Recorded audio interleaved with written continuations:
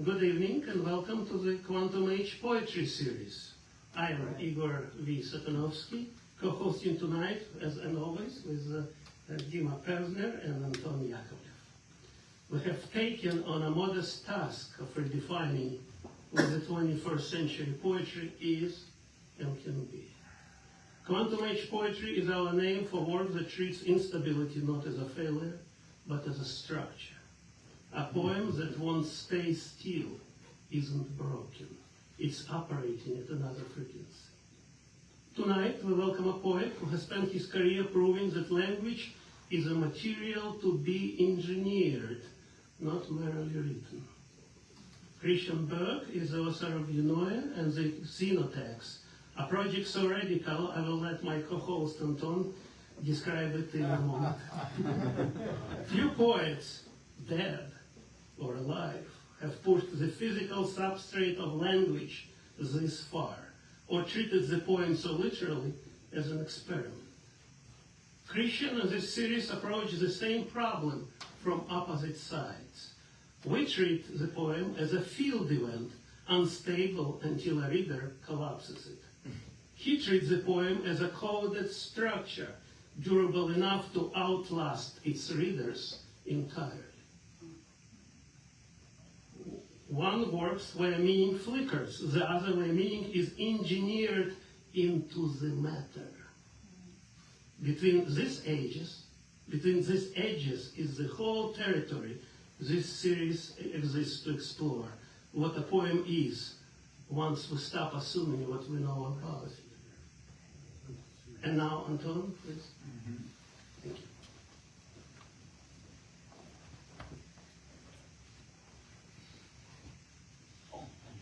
So just a few more of a formal bio for Christian Berg. Christian Berg is the author of Eunoia, a globally renowned bestseller, which has won the Griffin Prize for Poetic Excellence in 2002. After 25 years of effort, Berg has at last completed the Xenotext, a project that has required him to engineer a deathless bacterium so that its DNA might become a durable archive that can store a poem about the myth of Orpheus and Eurydice for eternity, enduring on earth forever, until the death of the sun itself. Berg is one of the earliest founders of North American conceptualism, a poetic school of global renown responsible for the creation of the website Ubu Web, now archived in the Library of Congress.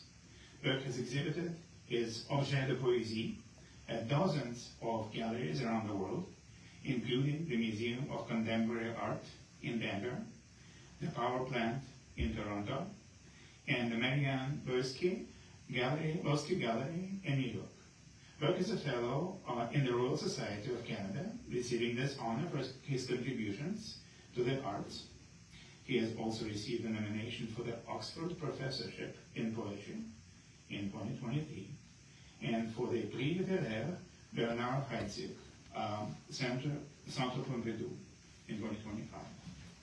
Berg currently teaches fine art in the School of Arts at Leeds, Beckett University in Leeds, UK. Please help me welcome Christian Berg.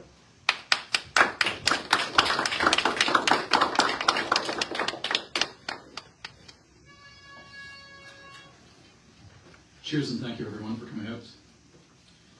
For about the first 30 minutes of this performance, I'm going to offer excerpts from my book, The Xenotext, after which I'd like to do an experiment upon you and read something radically new. The Xenotext is an experiment that strives to immortalize the Greek story of Orpheus and Eurydice, preserving the gist of this tale by means of a book that can outlast the extinction of our species.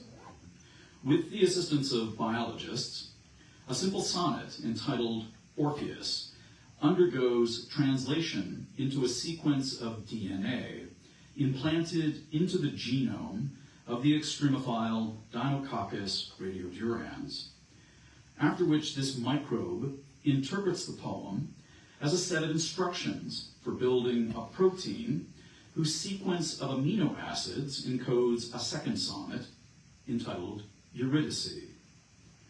The microbe becomes a durable archive for maintaining a dialogue between this pair of poems, preserving them for all time against any adversity.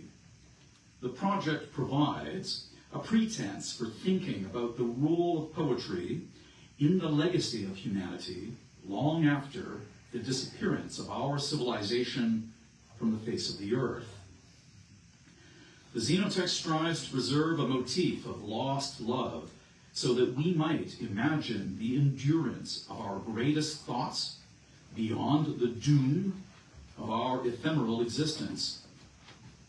The poem aspires to be optimistic about our ability to speak to a possible audience alive in our most remote future. And in fact, the project derives much of its inspiration from the precedents set by both the Pioneer probes and the Voyager probes, emissaries created to communicate with minds that might exist elsewhere throughout the cosmos, either across the megaparsecs or across the superkalpas. The project fashions this tiny poem so as to address a vast time, to speak not only to the atomic scale of a germ, but also to the aeonic epoch of a star. The poem aspires to outlive the routinely predicted demise of poetry itself, a demise upstaged in advance by perils far more epic than any text. I'd like to begin the reading with one of my favorite sonnets from the history of English literature. A poem significant to a woman important in my life. This was her favorite poem, and it is entitled When I Have Fears That I May Cease to Be, by John Keats. A poem written by him at the time when he knows that he is dying of tuberculosis and unfortunately is unlikely to live long enough to experience directly true love and true fame. When I have fears that I may cease to be. When I have fears that I may cease to be, before my pen has gleaned my teeming brain, before high-piloted books in charactery hold like rich garners the full ripened grain, when I behold upon the night-starred face huge cloudy symbols of a high romance, and think that I may never live to trace their shadows with the magic hand of chance. And when I feel, fair creature of an hour, that I shall never look upon thee more, never have relish in the fairy power of unreflecting love, then on the shore of the wide world I stand alone and think till love and fame to nothingness do sink.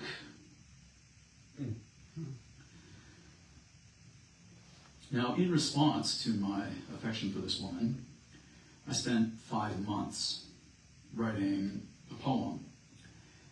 Now, this sonnet I'm about to perform for you is not going to sound like it took 5 months to write. The Nocturne of Orpheus.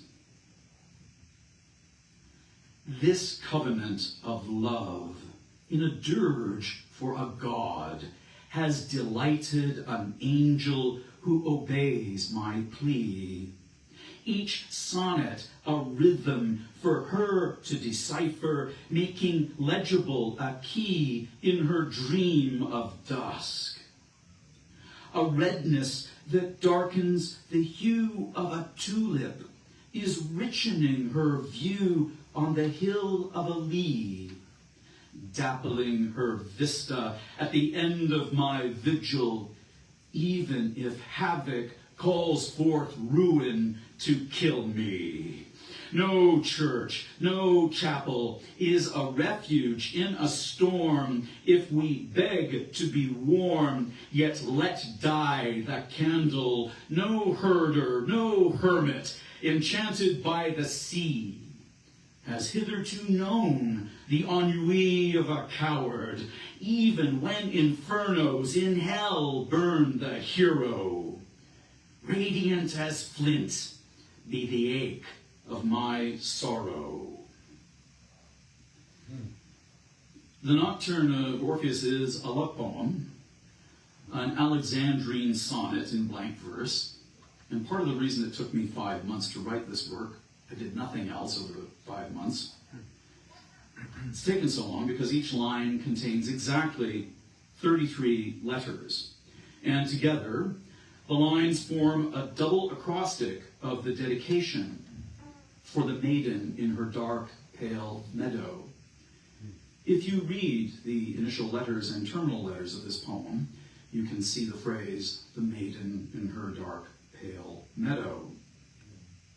Moreover, the text is a perfect anagram of the sonnet, When I Have Fears That I May Cease to Be, by John Keats, transforming his meditation about the mortality of life into a mournful farewell by the poet before he enters hell.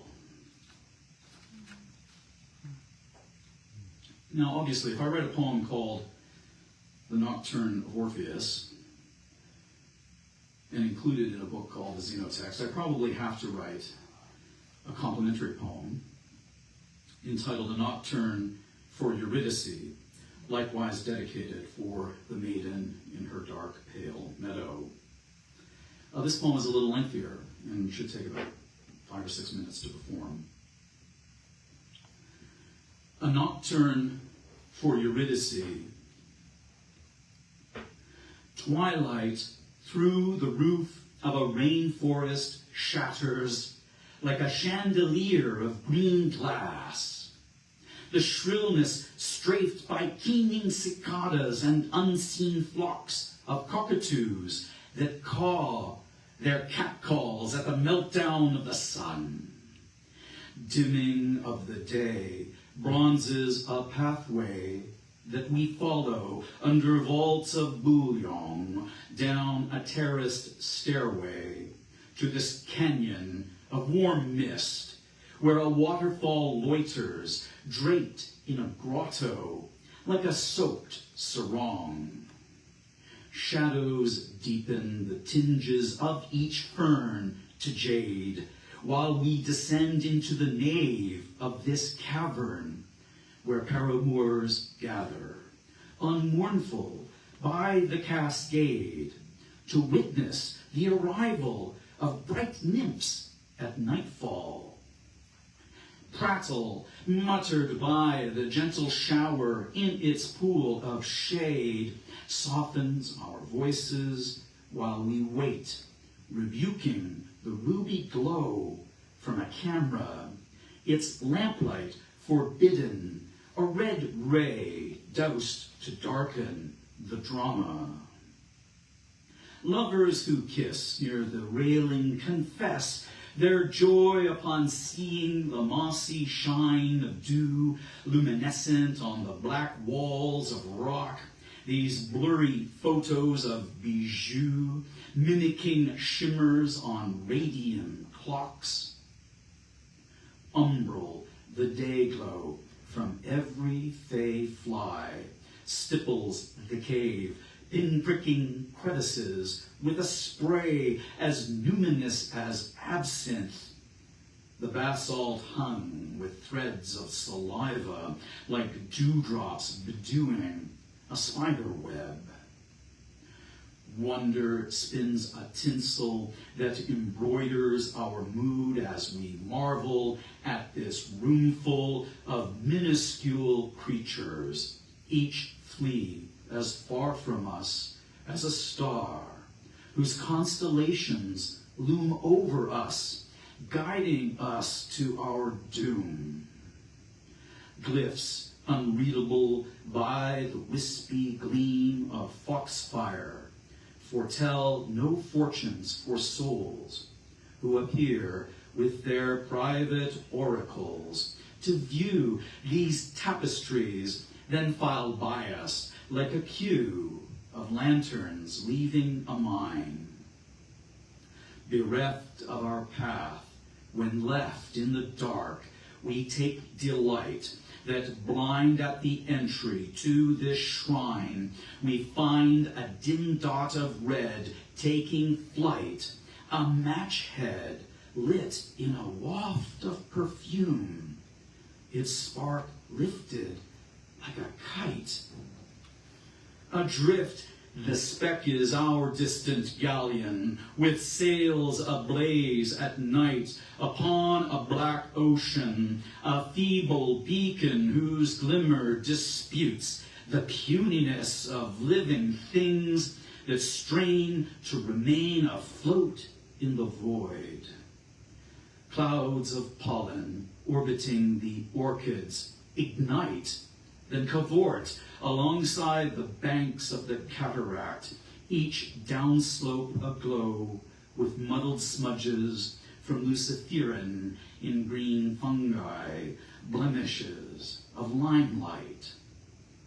Unease amid this awe that consoles us still impels me to grope like a blind man for a guardrail, taking your hand in mine, to guide our climb up a cliffside staircase, unseeing in the blackness what awaits. Lovers know that of all demons in hell, love is the most dire, duty-bound to tear all spirits to tatters, to spare no thought for the remnants of misspent romances which defy the gods, but end in despair. Deeper than this ravine, with its river flows a duller stream of forgetfulness. Our dream like some oasis from chaos, where devils avow that if love is woe, best then to dwell alone in the cosmos. Regret is the ember that calls the moth to burn in the spittle of a glowworm. Let me keep my faith aloft like a flame, my firm gaze unreturning to this rift behind us at the blind spot of my loss. Let me promise bravely to uphold you, though we falter at the threshold when we cross. All right, I'm going to finish with one last love poem. A villanelle entitled The Dark Pale Meadow. The dark pale meadow burns aglow like snow on fire.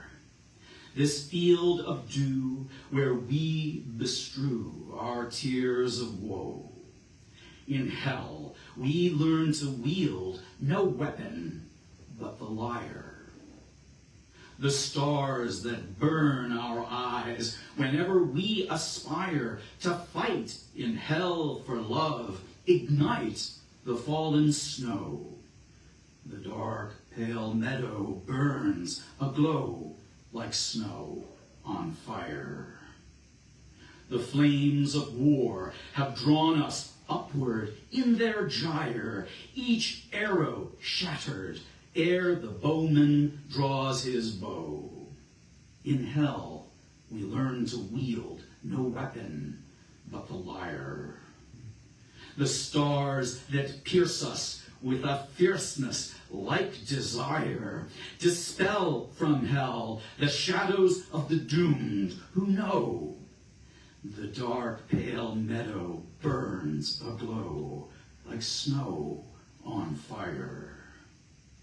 The flames of war have left us maimed upon their pyre, each bowman burned to ashes, scattered by his foe. In hell we learn to wield no weapon but the lyre. The nightingales that sing our nocturnes like a choir escort us through these asphodels as if to show the dark pale meadow burns aglow like snow on fire.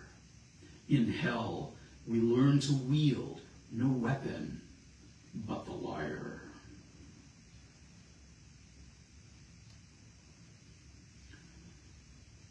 The myth of Orpheus and Eurydice figures prominently in the Xenotext. I'm about to perform for you this poem that has been the source of so much heartbreak over the last 25 years. It has taken 25 years to produce this work against truly cosmic odds, against its completion. The two poems are very short. They're probably the most constrained text ever conceived in the history of literature, short probably of The Star Gauge by Shelley, an even more constrained poem in my opinion. These two texts mutually encipher each other. The odds of being able to find this particular encipherment that would work properly to produce two meaningful texts is about 1 in 8 trillion. The odds of being able to design these poems in such a way that they could conceivably be implanted as a gene sequence into a deathless bacterium, such that it would actually produce a viable protein capable of surviving in the organism for a durable length of time. We could not calculate the odds of that occurrence early in the project, but now we can. And the odds of the existence of these poems are 1 in 1 novum quinquagentillion. That's a 1 followed by 172 zeros. A number so vast that there is nothing that you can count in the cosmos to equal that value. And for this reason, because I managed to find these two poems embedded in so immense a haystack, I think I am probably the luckiest poet who has ever lived in the history of literature. This is the Xenotext, the first poem of which is entitled Orpheus, a poem that I have written and enciphered into the DNA of a bacterium. Orpheus. Any style of life is prim.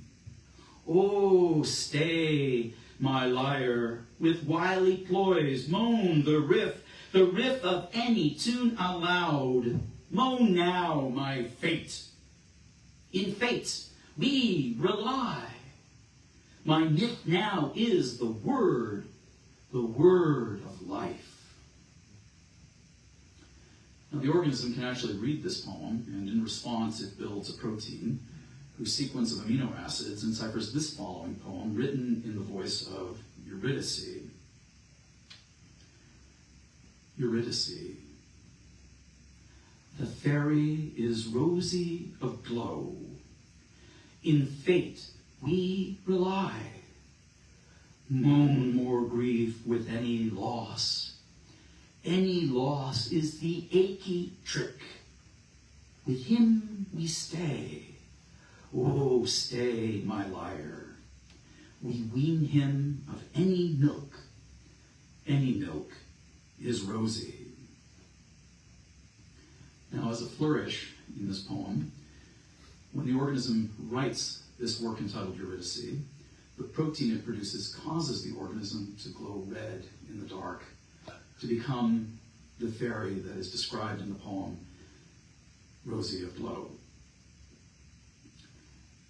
To enhance that work a little bit, I'm going to perform for you another poem entitled The Fay Imp in All Living Things.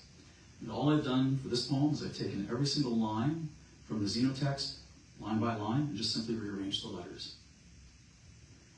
The Fay Imp in All Living Things. My lines posit a firefly. a holy mystery. A nymph who flits to wiry life in the fury of a found tale, now a fey moment. We let any fire drown my woe, this myth for the wild foe, this elegy of fey sorrow. We let any fire in great moans of misery howl a lyric at thy chosen kiss, a myth wise with a holy mystery. I, who waken in my flame, ink my airy loss.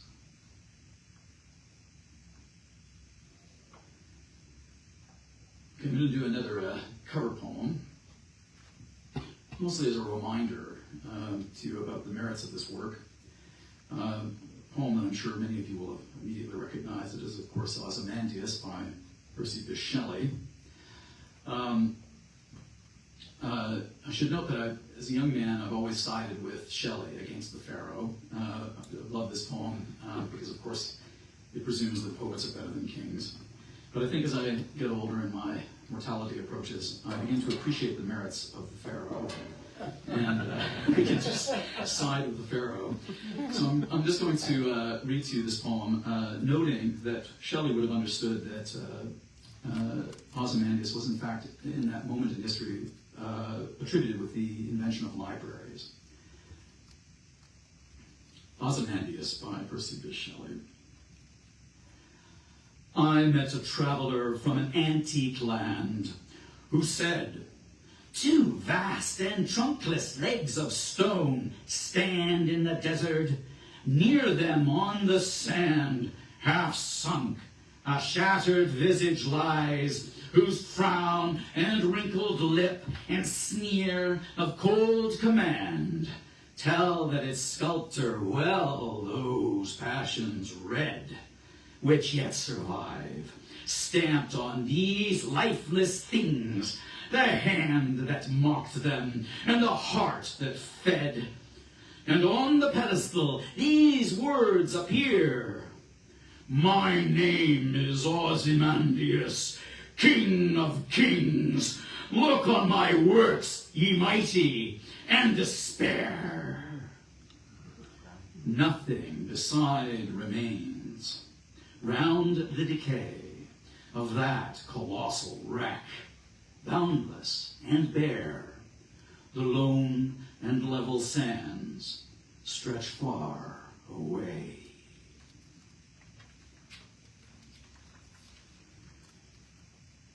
All right, I'd like to conclude my reading from the Xenotext by performing for you this poem, which is a little lengthier. It will take me about 8 minutes to perform it. I apologize in advance for the duration of the poem. The work is entitled, My Works, Ye Mighty. Let rivals frown and sneer, if like a king I stamp my passions on all lifeless things. My final words outlasting all these foes, for whom my epitaph has bred despair. This anthem seeded in each algal bloom, sown long ago to yield a plinth of reefs, or sealed within a patch of shale to save from loss the fossils of each coelacanth, or traced upon a mudflat like the tracks of ichthyoids that scuffled from the surf, each phrase a symbol pressed into a fern, safe kept within the coal beds of a marsh, or dipped in amber like each damselfly whose twitches ended in a dab of pitch, or etched into the claystone from a creek where phytosaurs inhaling lava thrashed. I reigned among the graves of Pythocines, whose femurs broken lay upon the veldt, my God unmet, yet scrimshawed in a tusk to poach the gravid magic from a witch. Each totem chafed into the gabbro bluffs by bushmen born to hunt the thylacines. Each ochre stain begored, evoking droves of boars on frescoes in these humid caves, or styled in russet glyphs upon the frieze of cliffs along the miles of jungle growth, or daubed with fat and ash upon the walls of grottos where, torch lit, the horses leapt. These words a dirge among the megaliths, all lifted like my crown to ring the heath, my master work encrypted in these nicks and kerfs incut on bricks from ziggurats.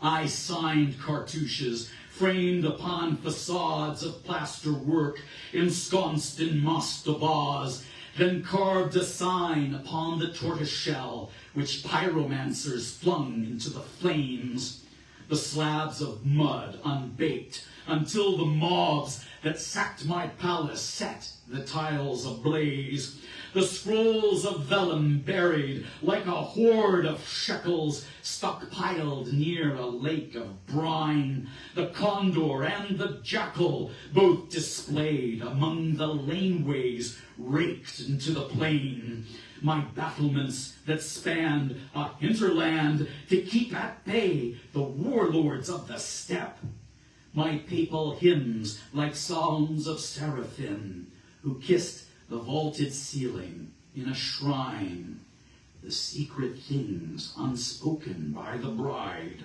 whose grin implied the ruses of a sphinx.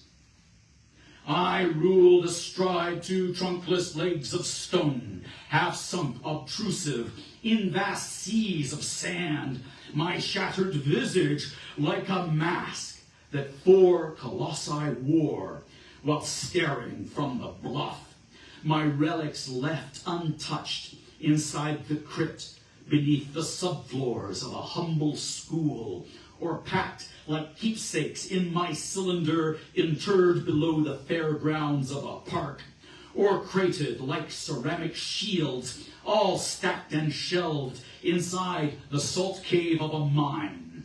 The organ pipes at mass, intoning drones with trebles stuck for decades at a time, each tune in sync with cupra-nickel gears that clocked the kilo years inside my vault, the massive carving on the mountainside.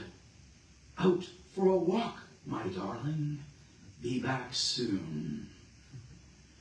I roamed alone toward my cosmodrome of monuments in the barrens of the West, a zone where onyx blocks and iron spikes defended toxic tombs from future ghouls, the xenon atoms strewn like dots of dew to form 3 clues upon a nickel plaque, each cryptograph enciphered like a gene that masterminds implanted in a germ, or etched like microfiche upon the sheet of glass which soared aboard my satellite, or mapped inside the disco balls of brass which spun in orbit for 10 million years, the boot prints in the moon dust at the site where rocketeers unfurled my oriflamme, my doom book stashed inside a supercar whose dummy pilot drove around a star.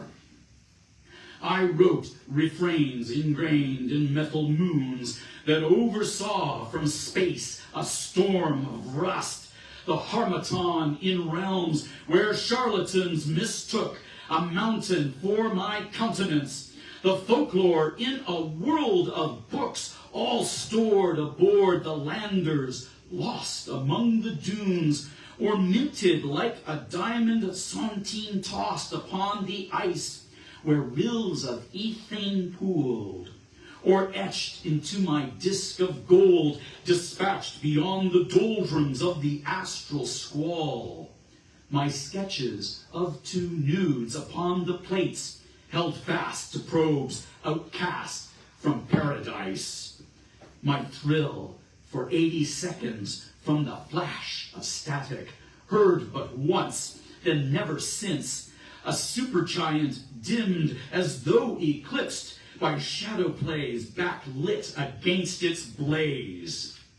I raised my mighty screen around each sun to bend these beams of daylight to my will, the stars displayed as though by demigods to draw the shapes of either swans or lyres, each galaxy a wreath immersed in flames, bequeathed to me to rest upon my brow, the trumpets of my fame, as loud as floods of space-time from the brightest abattoirs, all superclusters hauled like cinder blocks to build a wall which framed my universe, the faint hello in shockwaves from a glow of pride, subsiding since the birth of time. Behold, the poets who have yet to prove their lastingness resent what life contrives, insisting that their jeers are more sublime than endless deserts seized by me for art. Alas, these peers who strive to know me fail, unless they first surpass what I have dreamt. Wow. Bravo. Thank you. Some of my friends ask me what I plan to do after the Xenotext. What are you going to do after the Xenotext? What are you going to do after the Xenotext? Charles, what are you going to do after the Xenotext? you now have to live in the world where it exists. I don't know. I had hoped that I would do something more fun over the course of my career. But alas, my fellow poets are, dare I say, somewhat mean, and I feel obliged now to do something even grander. I'm going to perform for you an excerpt from a work I don't want to tell you too much about. It's something stupidly ambitious and strange. I regard it as my secret mission. That's how I've been referring to it with friends. I'd like to just perform an excerpt from it. It's a very short thing. This is a very long enterprise I think I'm going to be embarking on. And the only thing I can probably tell you about it in order to provide any context at all is that whatever you think I am obviously doing, I am not doing that.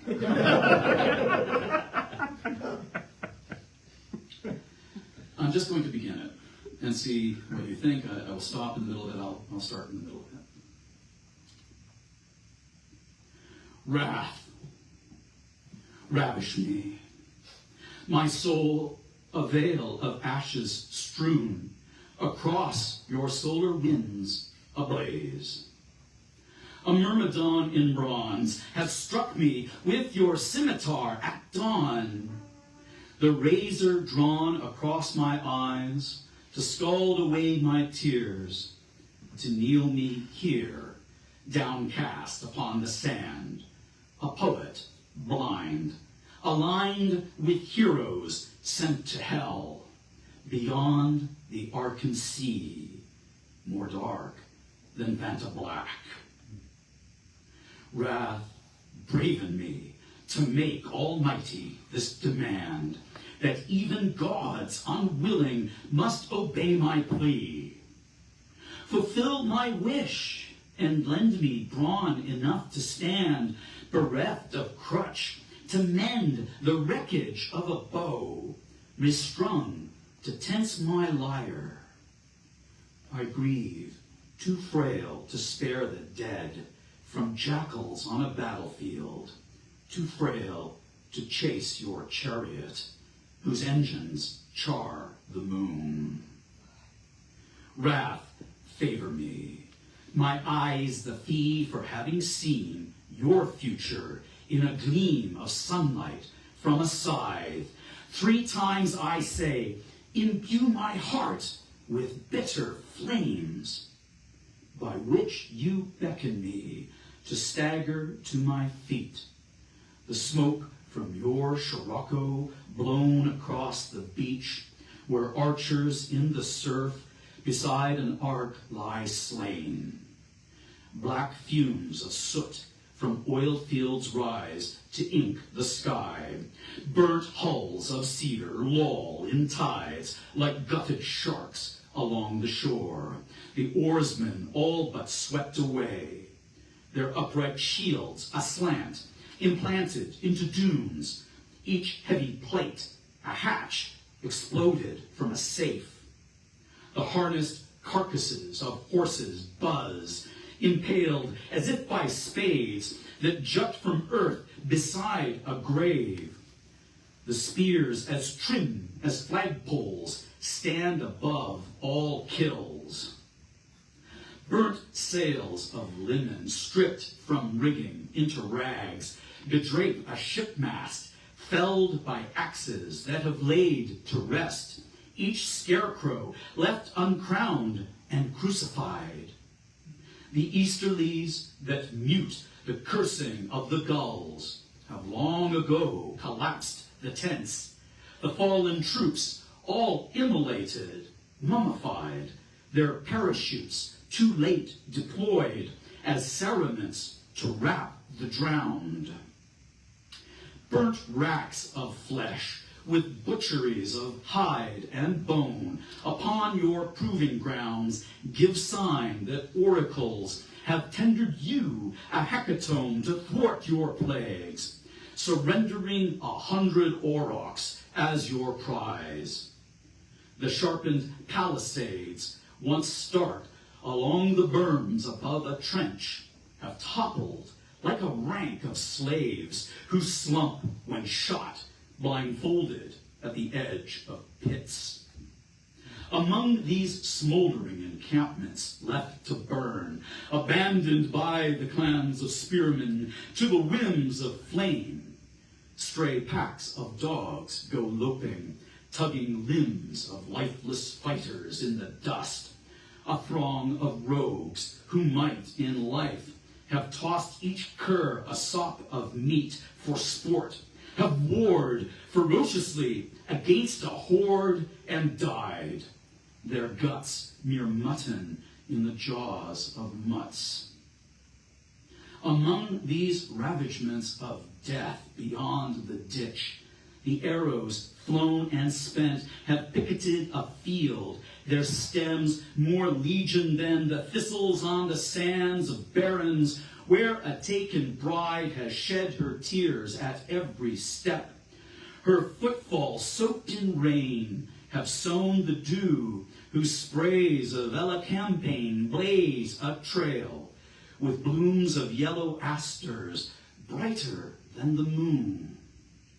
Among these wonderments of grief, whose petals fall, wind-blown in flecks of gold, across a plain of soot, the wrecks of drays and yokes bedeck the unlit pyres, the splinterings of oak and elm in broken wheels and ruined frames from mammoth traffic jams await the torch. The drivers, having jousted with a mob, have died, despoiled, their corselets looted by their foes. These victims who have lost their grip upon the reins of horses after driving wagons through the brawl have since been tied with nooses to a team that drags away the dead like plows to rake a road of blood. Each shadow of the killed, unburied and unburned, must prowl the earth without an obol for the fair to cross the Arkensea, more dark than Fanta Black. These shadows seeking rest have trod along the ruts of trackways overgrown with starwort, following the hell-bound phalanxes of armies that have marched toward a limestone stronghold, your necropolis, whose battlements once high above the upward flight of javelins, have avalanched, as though a sphinx has mauled this hive to claw at honey from the comb. These martyrs, having failed for years to sap this fort, have hauled before the gate a ransom that a king might keep in payment as a pledge against revenge. This prize, a barge beladen like a bier with bales of murex cloth and creels of barley meal, with pucks of azure glass and bricks of orichalcum piled on deck, beneath which spies in hiding wait to strike. Brave men, cocooned in cerecloth, have lain abreast in bunks among the offered corpses of their foes, returned as tribute with these troves of contraband. Such men feign death, like terracotta statuettes of buried saints, embracing swords upon their chests, remaining motionless when prodded by a spear, long after Oprites who have left this gift have fled. Brave men, deserted by these shipmates for the sake of stratagems in war, have ridden with the dead aboard this showboat to the fast hold of the damned, where mourners at the door debate such bribery. The taken bride, Cyrenaic, keens her dirge, which goads the stoic souls among cadavers. Wake and weep, she sings. Your widows, wanton, have forgotten you. Brave men ignore her taunts, pretending to have died, their wounds already cauterized by heated blades, their hearts so scarred that even love no longer stings. Such zombies in their shrouds await a cue to rise from catafalques as soon as grievers plagued by doubt succumb to greed. A castellan commands a gang to bring the godsend through the toll gate of the keep. Souls ailing from their vigils after winning leave to enter hell might doze among the asphodels that blossom in the moonbeams of this shadowland. But wakeful mortals must defy the urge to sleep, emerging from their linen calls, unzipped by knives at night, the killers looming from the afterbirth, like wasps erupting from a warhorse thrashed to pulp. Souls aching after having sailed this raft to hell might sleep ashore, forgetful of their prior lives. But wakeful mortals must upleap to slash the throats of bodyguards too drunk from feasting to defeat such stowaways who slink forth from the underdeck to skulk as spies throughout your shanty town in search of winch and crank by which to lift a gate. Souls asking for less sadness after having failed to stir their lovers slumbering in hell might lie with them a dream. But wakeful mortals must forego such bliss, uprising to unbar your onyx door. An arrowsmith among these saboteurs has wrapped an arrow tip with tow and tar aflame, his flare skyrocketing to bid 10,000 horsemen come. Scars brand heroic hearts, too fierce to wince at whips. The distant legions, having quit the battleground, adjourn to ships beneath the aegis of the moon, as though abandoning an almsgift at your shrine. Their crews outbound beyond the sea rim in the dark, where they await the upshot signal calling them. Return to war and burn this doorless fortress down.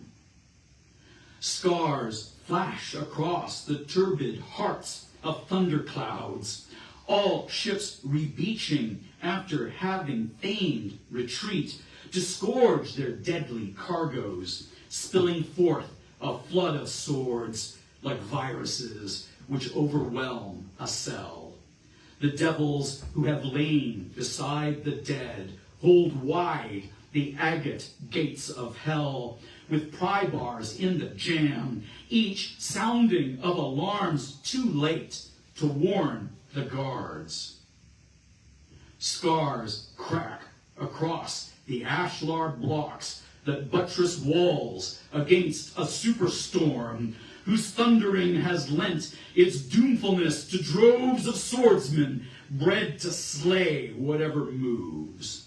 The patriarchs, the courtesans, all ousted naked from their beds, then forced to flee unarmed through alleyways as prey for pillagers, each cradle dashed to driftwood on the cobblestones.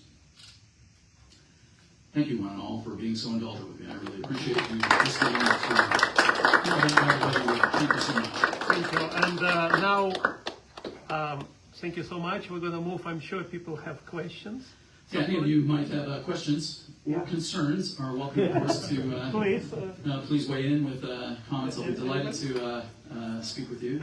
So what is the concept behind the new work that you're generously mirroring here in the middle of the universe, Times Square, across from the main branch of the 42nd Street Library? I'm clearing my throat, Charles. There's no concept yet. I'm clearing my throat. I'm working up to it. So, I will start. You started as more traditional lyrical poet, I understand. No, I've never been a lyrical poet. At least not really. I was an undergraduate and wrote poetry as an undergraduate that was lyrical. Published a few things in student magazines, but determined pretty quickly that I was going to fail at poetry if I pursued this path through it. I was not likely to make an important contribution to it. But as a graduate student, I discovered the secret tradition of literature, the whole story of the avant-garde, and realized up until then I was trying to become the poet I should be rather than the kind of poet I could be. Right? So I'm in the universe where I could be the kind of poet I'm supposed to be. What was inspiration behind Xenotext in particular? What moved you in that direction?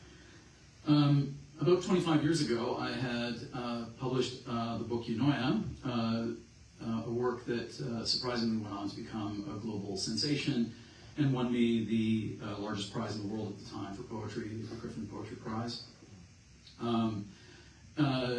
I didn't receive very much support up to that point while writing Eurydice. It was a struggle to work on that book. I received no funding from arts councils or granting agencies. I couldn't convince anybody to be generous with it. And at the time, I presumed that because it was a sensation, probably the most successful work of poetry in modern Canadian letters, I thought I'd be given a lot of permission to be more ambitious, and that I would receive more generous or charitable support from my peers. Because of course, these grants and arts councils are run by peers, they're all peer reviewed. I have, of course, in the intervening 25 years determined that peer review has no incentive to reward peerlessness. Right? No incentive. At the time, I thought I could do something even more ambitious than which was a very difficult enterprise. I didn't want to have to embark upon something harder. My first book of poetry, Crystallography, took me 4 years to write. It took 7 years to write. The Xenotext. Tell them why. I was there. Yes, she was. No. Those who might have known And all enough. the dictionaries. For the computers. For those of you who may not have read Eurydice, the work consists of 5 chapters, each of which tells a meaningful story that makes perfect sense. If I were to read it aloud, you would probably admire perhaps its musicality and poetic attitudes, but you wouldn't notice necessarily that there was anything unusual going on. But in fact, in the first chapter of the book, I tell a story in which I exclusively use the vowel A and no other vocabulary, exhausting the available repertoire of words. So A appears only in the first chapter. And then in the subsequent chapter, E, only E appears in that chapter, no other vowels. And I exhaust the available repertoire. I do that for each of the 5 vowels, demonstrating that it's possible to say something of literary merit while exclusively using this very Herculean constraint. I read an article by an astrophysicist, Paul Davies, that speculated that our search for extraterrestrial intelligence might be misguided if we're looking for radio beacons, because they're probably very difficult to sustain over epochal time. And UFO sightings notwithstanding, it's probably very difficult to send a spaceship across interstellar distances. Most scientists, at least since the 1950s, have presumed that we would encounter robotic probes from alien civilizations, ones that would show up, sit and wait for us to become sufficiently advanced enough to communicate, and then make their presence known.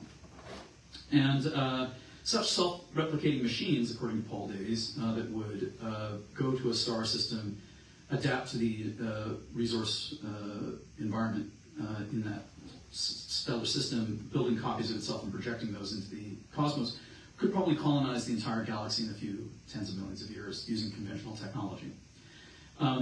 However, we already have such self-replicating machines that are easily capable of adapting to the various resource environments that they find in their living things, like spores and viruses and germs. And perhaps, he speculated, there could be in our own ecosystems on the planet Earth organisms in which messages from outer space have been enciphered into their genetic codes, awaiting a moment for monkeys to get smart enough with fast enough computers to recognize that they're there after taking a census of all of the available DNA on the planet. We haven't gotten quite to that point where I think a graduate student might discover a message from outer space, but at the time that rather extravagant speculation inspired me to imagine that we could conceivably participate in a poetic enterprise that would do just that, encipher a poem into a genome and then send it out into the void with the hope that it might become a message in a bottle.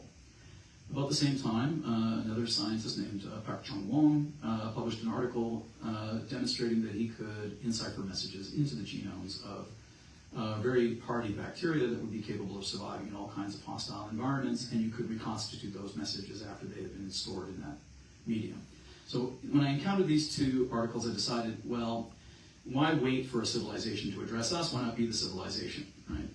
And of course you want poets, I think, to be right on the ground floor of any technological innovation of this sort. I don't think you want the first messages enciphered into bacteria to be an ad for Microsoft. Right? I think you might prefer that there be some more meaningful or substantive message. And I set out to undertake this stupid project. At the time, I thought it was going to be a relatively tractable problem. Sure, there's going to be some technological difficulties that I could probably overcome with some funding and expertise. I could probably teach myself the genetic engineering. I could probably teach myself the proteomic engineering, which I did.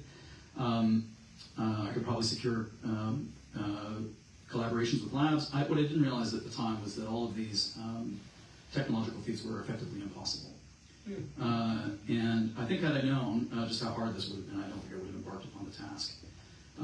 But I solved each of the intervening problems, thinking that was the hardest step. And of course, they turned out to be the easiest step. Everyone got successively harder and more difficult and more discouraging. I got to a point where I was on the verge of success. I mean, I had to demonstrate that I could do this in a relatively well-understood bacterium before I could embark upon doing something more exotic. And so, bear in mind, I've had... Don't be shy, name the bacteria. A relatively well-understood bacterium, E. coli, and that's easy to engineer. But performing this particular task is very difficult. So I would say bear in mind that the odds I gave you, the 1 in 1 novum quinquagentillion, I had to do that twice. I had to solve, I had to undertake a task that was equally difficult as that 2 times, and succeed at it. When I first managed to get an actual viable response from the initial bacterium, the laboratories were thrilled. It was about 15 years worth of work at that point. just to show that I could actually do it in some organism. And I announced very proudly that I had accomplished this benchmark, this particular step, only to discover a few weeks later that the bacterium was destroying my poem, destroying the protein that enciphered this poem. So instead of having created the world's first microbial writer, I had created the world's first microbial critic. And Poem of fog. yeah, I was not very happy about this. And that took another couple of years to figure out why it didn't work and solve that problem. Now, when you keep making, rather elaborate promises, I'm going to write a poem that will outlast the sun. Wouldn't you like to see that? People aren't very impressed when, you do something that is more modest in scale, right? If I promise to put a chimpanzee on the moon, you're not impressed if I put it in orbit. And after 15 years, I had managed finally to get to that stage where I could then prove that I could work with the more exotic organism. But as it turns out, that organism, Dinococcus radiodurans, is effectively resistant to manipulation and required a whole bunch of innovative tools to figure out how to solve the problem of making it work. The variety of options that I tried were educated guesses based on a lot of research, and I had tried many variations, all of which failed, and I had, in the course of doing so, lopped off opportunities. Like you remove vast swaths of opportunities that you think might not work, and after about 25 years I was very desperate because I had used up every single conceivable option that was available to me, and it was not looking like there was any successful route to the desired outcome. My last Hail Mary work in a laboratory in 2023, however, proved successful. I hit all 3 benchmarks that I required to indemnify the work and tell me that I had accomplished the task. And of course, I get this news from the laboratory. It just is an email. There's no hooray in the subject line or anything like that. It's just a rather nondescript email, which I opened, and of course they don't interpret the information for you. I had to study the results myself. And of course I'm looking at each one of the outcomes that I have to hit, and discovered that I've exceeded with this Hail Mary enterprise each one of those benchmarks, and that it's a grand success. Yeah. How did it make you feel? You might think that perhaps after 25 years of agony and fear that it was impossible, that I would feel euphoria or relief or some sort of ecstasy, excitement, and none of that happened.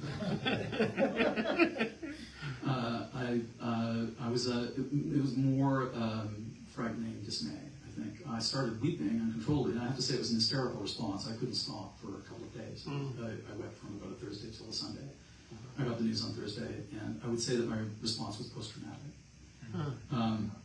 It is very hard to run multiple marathons while people among your poetic community are booing from the sidelines. It's very difficult to not receive much support from peers, and to, in fact, receive hostility. It's difficult to invent things that have never existed before, right?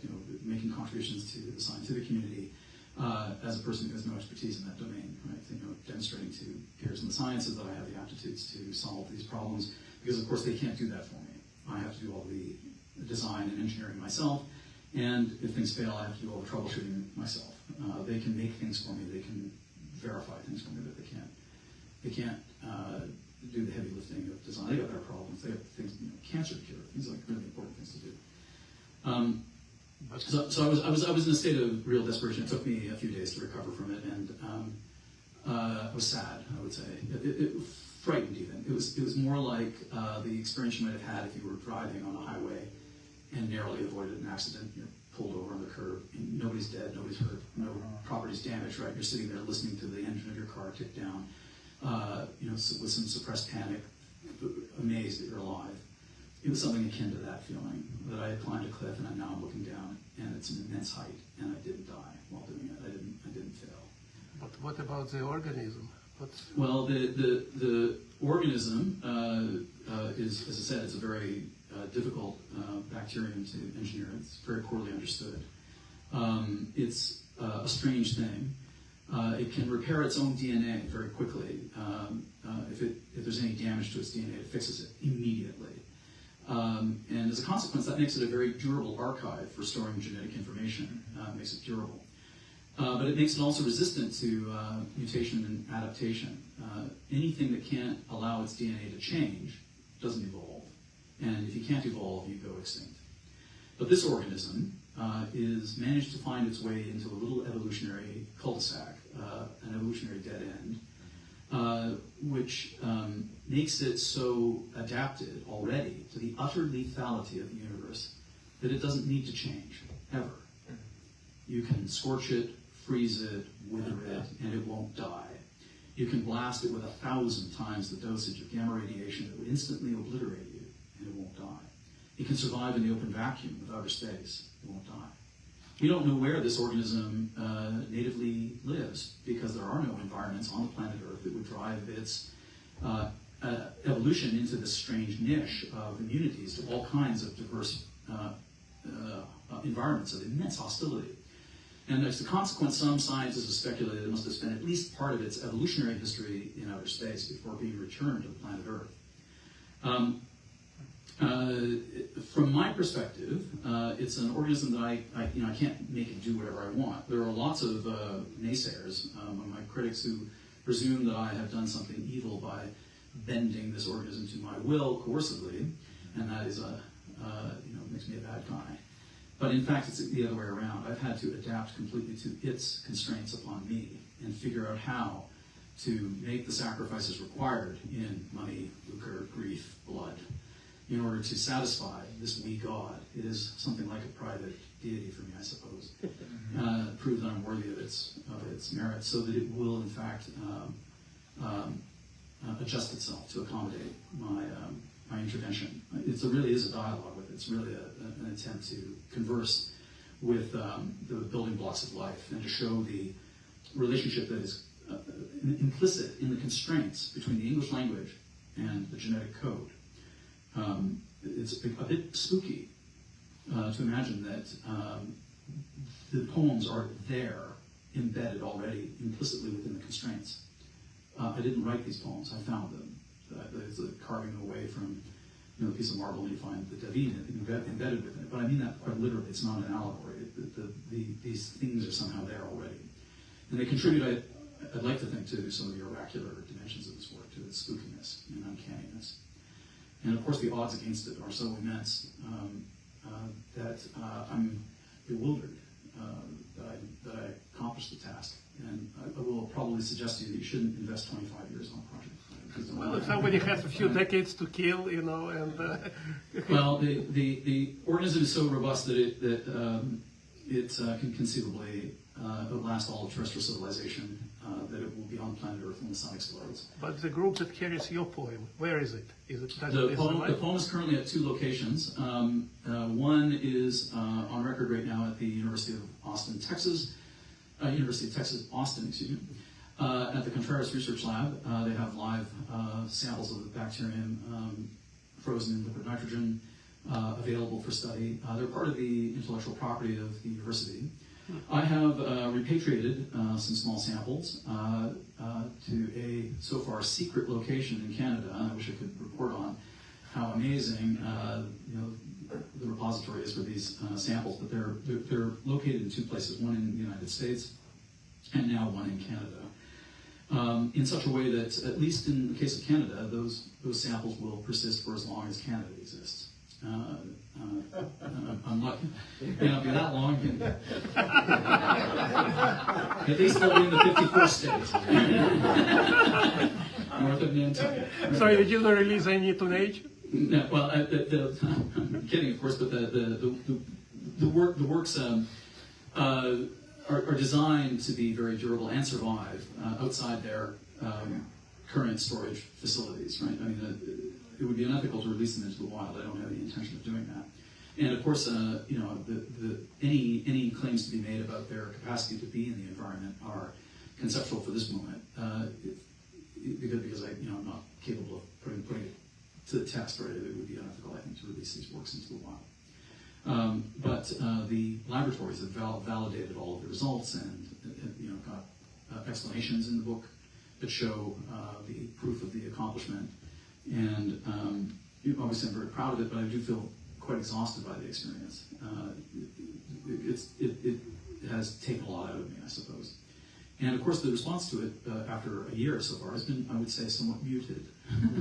Well, I want to mention one particular nasty response, not recent though, that I read that Christian is putting a loss in danger, and God knows what happens if it escapes. It can wipe out the whole of humanity. It's just like it's There were lots of concerns among poets, especially, that if I indulged in this enterprise, I would be perhaps putting at risk humanity, right? That I could conceivably wipe out Maybe you put humanity. at risk that poetry. Yeah. I certainly put at risk the poetry. It could got out and kill us under. The work is intended to scare my friends and rivals in poetry, for sure. And people, I don't think, realize that it's actually very difficult to make something inimical by accident through genetic engineering. It is, however, very easy to design things deliberately that are inimical. Very easy. The chances of me doing something by accident that would be inimical, there's nothing inimical about this organism. It is, in fact, quite harmless, to be honest. There's nothing inimical about it at all. And I would joke in front of people who were expressing concern that I was going to wipe out humanity, that at least in the short term it would be really great for my career. I would become the most famous poet alive, right? If it ever existed, right? You know, my notoriety would be unrivaled, right? Yes. Right. I have a question. Since these poems are preserved in several institutions, Yes. what are you exactly performing? How do you mean? I want those works to exist so that there's proof of concept. People could go conceivably to those locations and look at the organisms and study them. They can see them under a microscope. You can cultivate them, and you could characterize the protein, crystallize the poems out of it, genetically sequence them to read them. They're all intended eventually to be available to the public for inspection. I've written books. You know, the installments of that work appear in print so that people can actually follow along. So the books are kind of holographs of the poems? Yeah, they're apparatuses that provide support. The popsicle sticks that I've glued together to prop up these two tiny little poems that I think at first glance people would dismiss. But they took 4 years to write. One of the reasons for that is that, one reason, a difficult reason, is that they have to mutually encode each other. I try to explain the constraint by saying, look, you know, in a Sunday crossword, you might have a cryptogram, a secret message that's enciphered, and if you analyze its letter patterns and letter frequencies, you could substitute letters for that cryptogram and decipher the message. And I used to wonder as a child while playing those logic games why the puzzle designer didn't give us a meaningful message that makes sense, such that we could analyze its letter frequencies and letter patterns and substitute alternate letters that would decipher into yet another meaningful message that would also make sense. I now understand why you don't do that. There are, in order to mutually encipher these two poems, such that, for example, wherever you might see an A in one poem, you'll see a T in the other. Where you see N in one poem, you'll see an H in the other, and vice versa. When you see an E in one poem, you'll see a Y in the other, and vice versa. The letters in the poem are perfectly transposable with each other. There's about 8 trillion different ciphers that you could conceive of as a subset of all the ways in which you can encipher the alphabet. There's about 8 trillion ways of doing this. And I have to basically choose among those 8 trillion ciphers in such a way that I can write a poem that makes sense and is beautiful, such that if I replace it, every letter in it with its cognate from one of these selected ciphers, I get a new poem that also makes sense and is just as beautiful. And it's an impossible task, as it turns out. There are no ways to do it. The number is 0, except one case, the one that I've just demonstrated for you. There is only one way to produce 2 meaningful texts out of the 8 trillion available ciphers at your disposal. I could write all kinds of nonsense, I could write meaningless things, but I can't write 2 meaningful texts that are in mutual dialogue with each other. Even though these are poems that people at first glance dismiss, I have to tell them, look, they're fragile, because for me they reflect something about our relationship to the cosmic scale of the Milky Way, there are hundreds of billions of stars in this galaxy, suggesting that there might be as many as 8 trillion planets in the Milky Way. And at least at first glance, none of them are inhabited, right? We look around and we see no evidence of any intelligence anywhere, even though it should be obvious and everywhere, given the age of the galaxy. We see little evidence of it. Again, UFO sightings notwithstanding. And there's only one place in the entire galaxy where there's an intelligence that produces poetry, so far as we can tell. There's only one place out of 8 trillion worlds that has poetry. So these poems, there's only one cipher, only one poem out of 8 trillion viable options that are poetic.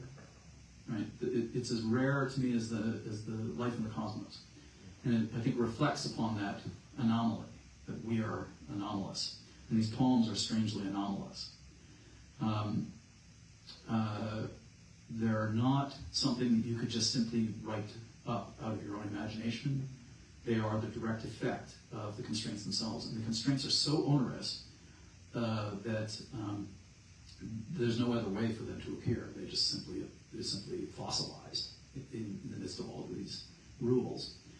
And I have to note that in addition to that mutual encipherment that is required for me to even begin to think about how to put them into a biological framework, you then have to figure out how to encode them into proteins.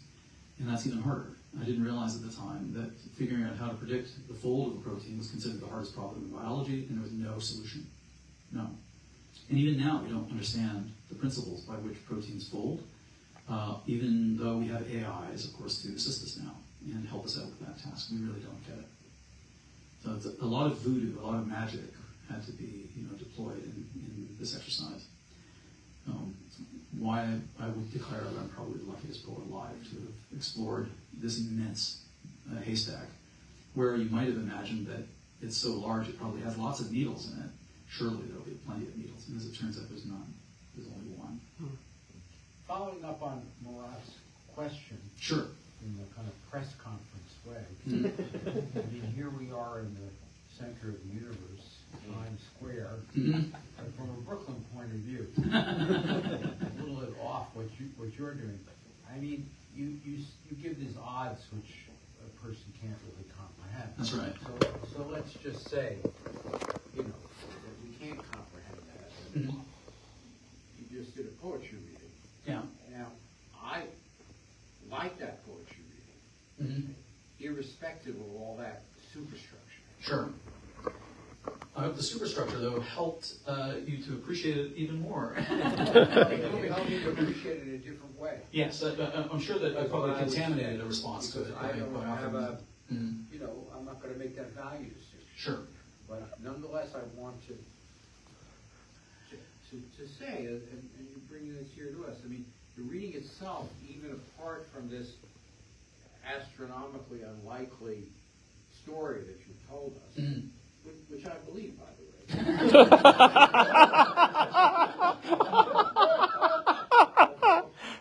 That's my problem.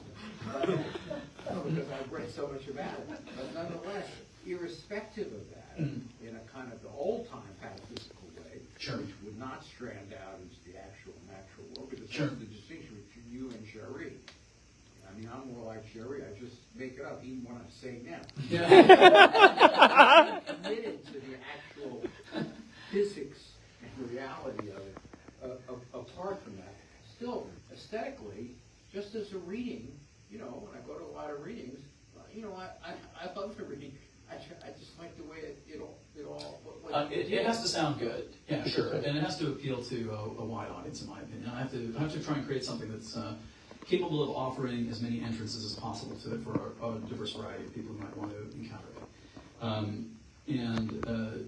It's also one of the reasons that the work is difficult, because I could have written something that was meaningless, like it's easily just conceivable. ciphers. Just ciphers. I could have read that, and maybe some of my dearest friends would be satisfied with that experience, right? But I don't think my naysayers would be. And I'm trying to show, I think, to a peer group the capacity of poetry to do things that are unexpected, like really beyond our current imaginations. What poetry can conceivably do. I'm trying to respond, I think, to the affordances of the 21st century, really address it in a direct way, think deeply about what it might mean to be a poet at this particular moment. Certainly, embarking upon something so Miltonic or Homeric in scale, right, writing an epic poem of this sort, it's not fashionable, it's not considered something that would be first on your list of things to try. But I think I lament a little the loss of that one option for poets to adopt, that kind of Miltonic excess, to found a civilization, if you like, right? To write a real infernal grimoire, the Book of Skulls that would summon demons, right? Do something as dramatic as that. And I'd like to think that makes the work, it contributes to the endurance of the work, right? At least I hope that you're entertained, right? I mean, the way that you're watching gladiatorial combat, right? Yeah. So by creating the poetry virus or a theory, right? So this is the way the poetry takes over humanity, right? So instead of being killed by some stupid like COVID or hantavirus, you can be killed. Well, I will reassure you that the poem has no adverse medical effect upon people at all. It's a completely harmless thing. Okay, there's no desire here to harm anybody. There are lots of people though who do think it's unethical of me to manipulate a living thing on behalf of art. What I don't like about those complaints is that they still seem to have rose bushes and chihuahuas. To me, the chihuahua is an undignified outcome for the dire wolf. Peter, poetry will not kill you. It will, however, populate you. Unhappy about the fact that a grand, noble animal is reduced to a dog you'd carry around in a purse in a subway, right? It's not great. And yet they're not, they might want to see me uprooted from the poetry community, but they won't uproot their rose bushes or kill their chihuahuas. And my poem doesn't do anything to this organism except adapt it to glow, red in the dark, and to respond to a genetic sequence in such a way that it will conserve a poem that is effectively communicating the gist of a love story that is as old as Western culture. I'm trying, I think, to show to my peers that poetry has a role to play in the long-term legacy of the deep time of the cosmos. That maybe one of the things that poetry is for, to ensure that we're capable of addressing people across deep time. The oldest poems on Earth are 40,000 years old, communicated by Aboriginals to plot navigation routes across a desert continent. And without those songs, you wouldn't be able to actually survive in that wilderness. We've founded historically religions that have been foundation of civilizations that communicate everything you might need to know in order to reproduce your society over thousands of years before you even write it down. There are cosmic threats that might await us in the future. They could include, of course, thermonuclear warfare or astrophysical barrage, among many other even as yet unknown cosmic threats. Wouldn't it be nice to be able to actually conserve our culture against those threats? Produce redundant forms of storage and libraries and archives that would endure in the face of them, so that conceivably we could reconstitute that culture. Kind of an Ozymandian gesture for poetry. Yeah. Okay. Hi, thank you very much, and I'm very impressed.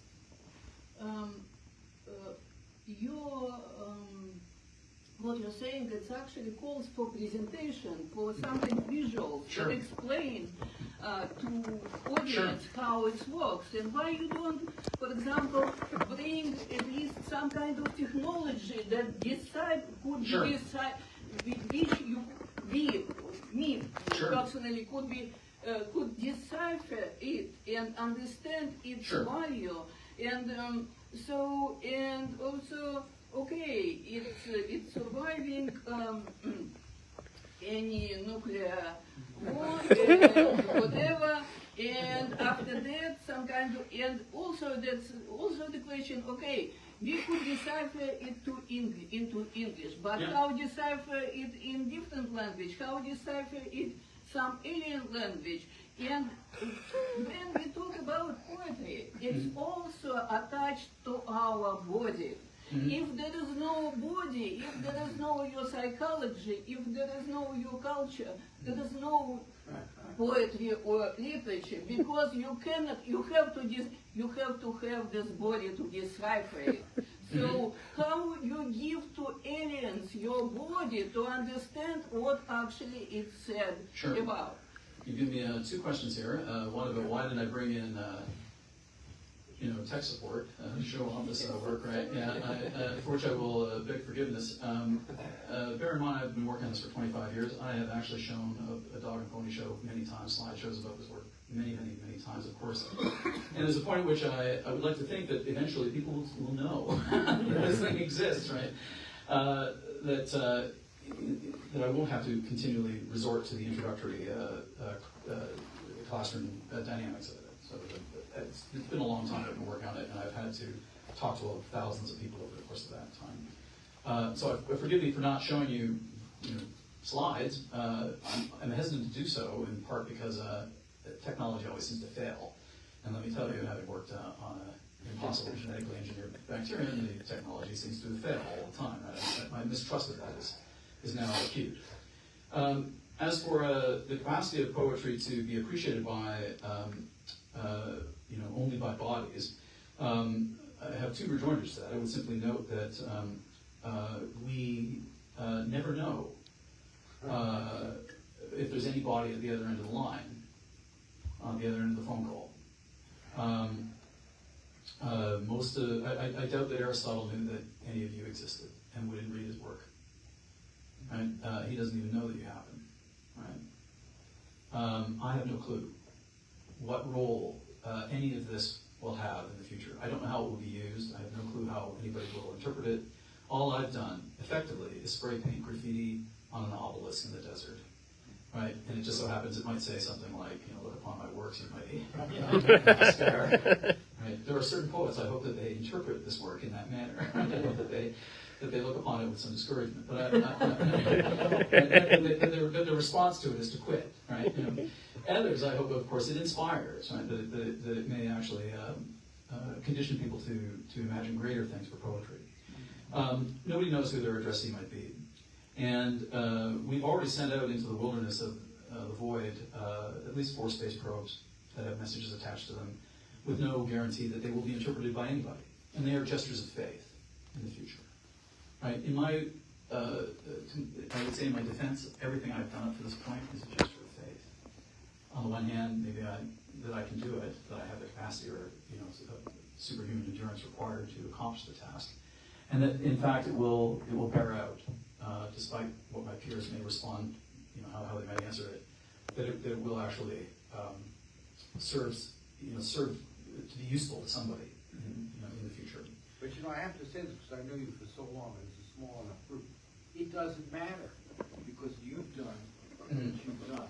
Yeah. And we are here. Yeah. And we are responsible. Yeah, absolutely. And that's all we can do. Yeah. And that's all you can do. Absolutely. And all the rest is, I know, it's a distraction. Yeah. You just need better peers. I don't think it's significant.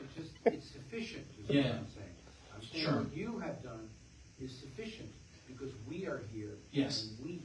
I'd like to think that that's true, but this question is probative, right? What do you expect about the readerships of the future? And I would simply say that, I'm not expecting that people will have, go to the trouble in the super intelligent raccoons millions of years from now are going to find this work and read it. They're not going to be able to decipher English. They're not going to be able to understand that there's a message attached to it, except insofar as there are signals in the gene sequence that demonstrate that it is artificial, that point to it and say, there is something meaningful here, even if you can't read it. I mean, I may not be able to understand Egyptian hieroglyphics, right, when I show up at the obelisk in the desert, but I know that it is the product of intelligence.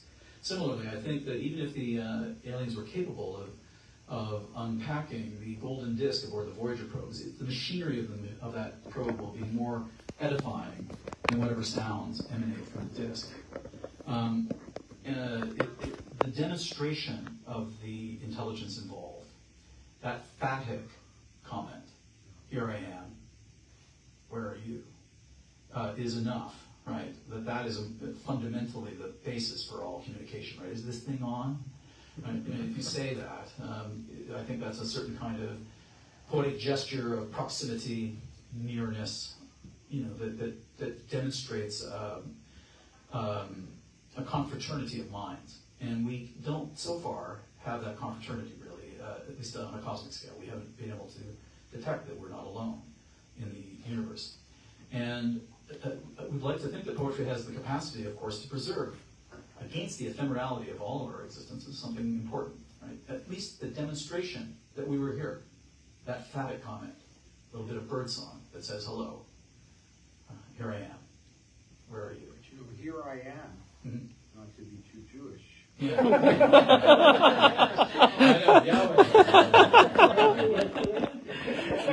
Yeah. I hear it. You are saying it. Yeah. That's right. And it could be that when you look at the grandeur of the cosmos, to my mind, it seems aesthetic in scale. That it might be, in fact, the ruined menhir of an obelisk in the desert, right? The universe itself. Something left behind by an Ozymandian figure, right? Isn't that something a god would tell you? Look upon my works, you might be in despair. Look out into the cosmos. What are you going to feel? It's going to be a grand gesture, right? And here we are trying to unpack it, decipher it, find out what it might mean. But it seems basically to testify to some kind of incipient intelligence. And who knows? A work like this, I would like to think, induces a bit of paranoia in people. I know it does for me, like the spookiness of it, of the outcome, on the one hand. I didn't write these poems, I found them, so to speak. It might suggest that there could be messages everywhere in your environment that are testifying to the existence of some intelligence larger than you, at a grander cosmic scale than us. And we are like, ants wandering around the, inscription on a tombstone, too small, perhaps, to see, right, that we're wandering around in an epitaph. And that's a question of scale, a question of our intelligence, a question, it's a test of our capacity to interpret the world. Who knows what kinds of messages might exist elsewhere that we could conceivably decipher. And I'd like to think that a work like this is intended to demonstrate this principle to my peers in poetry. The poetry might be everywhere, in everything, at every scale. Right? It is probably embedded in the genomes of organisms at the scale of sugar molecules, or it's perhaps written across the grandeur of the cosmic background radiation of the universe itself, just waiting for us to detect, the presence of that message. Thank you, Christian. Sure. I think one more comment that I would like to indulge. Yeah, I still would like to know, that was my question. Sure. I didn't express it. What I noticed that insistently, you don't say, I'm going to read this poem, I'm going to read. The word is performance. Sure. And I would like to know more, what more can you say about this concept of the performance? Sure. There's lots of people in the room here, I think, regard poetry as a kind of score that is not simply, read quietly, but might actually have to be read aloud in order to appreciate it. I regard performance, I think, as the last line in a syllogism arguing on behalf of the work. I have to be able to demonstrate to you that the work is meaningful to me by providing a charismatic experience of it, in the hope that you will want to then subsequently go out and buy a book, buy the t-shirt. There's that. I'm also demonstrating that I think you can tell from the structure and nature of the work that I'm probably a very Apollonian artist in my discipline, required to write these works. But I feel Dionysian in the act of performance, and for me that's a particular kind of very good equation. Thank you, sir. Thank you. And thank you one and all for being so indulgent. Thank you. Thank you. Thank you so much, Christian. And I can truly say this is probably one of a kind reading, truly.